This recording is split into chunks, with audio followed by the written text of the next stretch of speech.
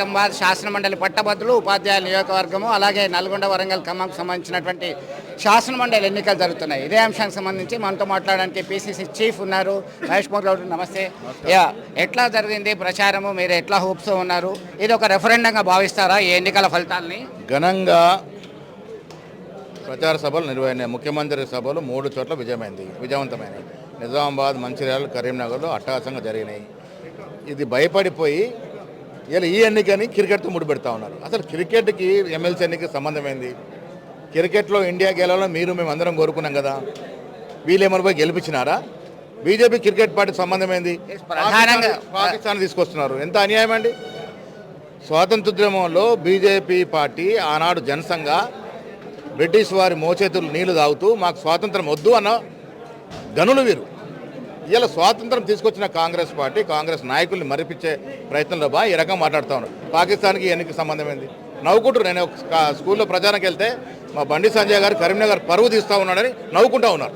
మీరేమో కుల గణనకు సంబంధించిన రిజర్వేషన్ల అంశాన్ని తీసుకొస్తున్నారు. మీ పార్టీలోని ప్రధాన నాయకులు మున్నూరు కాపులే పదవులు అనుభవిస్తారా, యాదవులకు వద్దా? వారేమో స్ట్రాంగ్ కాఫీ తాగుతారు, మాకేమో డికాషన్ పోతారా అని అనిల్ కుమార్ యాదవ్ లాంటి వాళ్ళు కామెంట్ చేస్తారు. ఎవ్వరు వ్యక్తిగతంగా కామెంట్లు చేస్తే పిసిసి అధ్యక్షుడు స్పందించడు. ఎవరి కామెంట్స్ వారికే వదిలేస్తాను నేను. మొత్తం మీద దీనికి సంబంధించినటువంటి అంశానికి సంబంధించి మీరు బీఆర్ఎస్ నేతల్ని అరెస్ట్ చేయట్లేదు, మీతో కాకపోతే సిబిఐ విచారణ జరపమని కోరట్లేదు అనేది ప్రధానంగా డిమాండ్ చేస్తున్నారు బండి సంజయ్. అలాగే లోకూర్ కమిషన్, మదన్ కుమార్ లోకూర్ కమిషన్ విద్యుత్ కమిషన్ల కొనుగోలులో అక్రమాలు జరిగాయని నివేదిక ఇచ్చింది. దాని మీద ఎందుకు చర్యలు తీసుకోవట్లేదు కాంగ్రెస్ ప్రభుత్వం? ఈ రాష్ట్రంలో టీఆర్ఎస్ పార్టీని ఓడించింది ఎవరు? బండి సంజయ్. మేము కదా, కాంగ్రెస్ పార్టీ రేవంత్ రెడ్డి మేము కదా. మాకు లోపాయకార ఒప్పందం ఎట్లుంటుంది? బండి సంజయ్ పదే చెప్తున్నారు. మీరు లోపాయకార ఒప్పందం ఉండడం వల్లే బండి సంజయ్ గెలిచిండు. ఇక్కడ బీఆర్ఎస్ ఓట్లు బండి సంజయ్కి పడ్డాయా లేవా కరీంనగర్ ప్రజలకు తెలుసు. బీఆర్ఎస్ ఓట్ల వల్లే బండి సంజయ్ గెలిచిండు, లేకుంటే మా కాంగ్రెస్ అభ్యర్థి గెలవాలి ఇక్కడ. మీరు లోపాయకార ఒప్పందంలో ఉండి మా గురించి మాట్లాడితే ఎట్లా? అనువున 10 ఏళ్ళు చీకటి సంసారం చేశారు, అందరికి తెలిసిన విషయమే. ఇవాళ కూడా లోపాయకార ఒప్పందంలో ఉన్నారు. ఎమ్మెల్సీ ఎన్నికల్లో కూడా ప్రజలు గ్రాడ్యుయేట్స్ గ్రహించుకోవాలి. ఇవాళ మేము స్ట్రైట్ ఫైట్ చేస్తాం, ఓపెన్గా ఫైట్ చేస్తూ ఉన్నాం. మాకు చీకటి ఒప్పందాలు లేవు, ఎవరితో సంబంధాలు లేవు.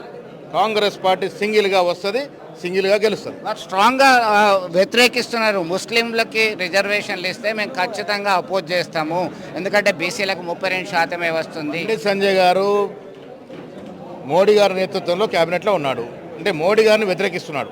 మోడీ గారే స్వయంగా చెప్పాడు మొన్న, గుజరాత్లో నేను ముఖ్యమంత్రిగా ఉన్నప్పుడు చాలా తెగలు, ముస్లిం తెగలు ఓబీసీ రిజర్వేషన్ అనుభవించినాయి, నేనే దానికి ఆద్యునని చెప్పిండు. మరి దాన్ని ఖండిస్తున్నాయినా? అంటే గుజరాత్లో ఉన్న వెనకబడిన తర్వాత ముస్లింలు రిజర్వేషన్ ఎంజాయ్ చేయొచ్చు కానీ తెలంగాణలో చేయకూడదా? తెలంగాణలో ముస్లింలు భాగం కాదా? ఏ రకంగా మాట్లాడుతున్నావు? కేంద్ర మంత్రులకు ఉన్న ఒక రాజ్యాంగ పదవిలో ఉండి నువ్వు ఇష్టం వచ్చినట్టు మాట్లాడతాను. ఎన్నికల కోసము ఓట్లు దండుకోవడం మా ధ్యేయం, దానికోసం ఎంత స్థాయికైనా దిగదారుతాను. నేను పాకిస్తాన్ తీసుకొచ్చి ఎలక్షన్లు ముడిపెడతాను, ఇండియా తీసుకొచ్చి ఎలక్షన్ ముడిపెడతాను అంటే కేవలం ఎలక్షన్ దృష్టిలో పెట్టుకొని ఇండియా పాకిస్తాన్ క్రికెట్ అనే అంశం తీసుకొచ్చిందంటే అంతే కదా. ఓడిపోతున్నాను భయంతో క్రికెట్ మ్యాచ్ని ఎమ్మెల్సీతో అంటగడతా ఉన్నాడు. క్రికెట్లో ఇండియా గెలవాలని నువ్వు కోరుకోలేదా, నేను కోరుకోలేదా? ఇక్కడ వాళ్ళు ఎవరు కోరుకోలే? ఈ బీజేపీ నాయకులు బండి సంజయ్ అన్న స్పిన్ బాల్ ఇచ్చి గెలిపించిండా? సంబంధమైంది క్రికెట్కి ఎమ్మెల్సీ ఎలక్షన్ సంబంధమైంది. ఏ రకంగా మాట్లాడతాడు? ఎలక్షన్లో ఓడిపోతున్నామనే భయంతో ఈ రకంగా మాట్లాడుతూ ఉన్నాను. సో మొత్తం మీద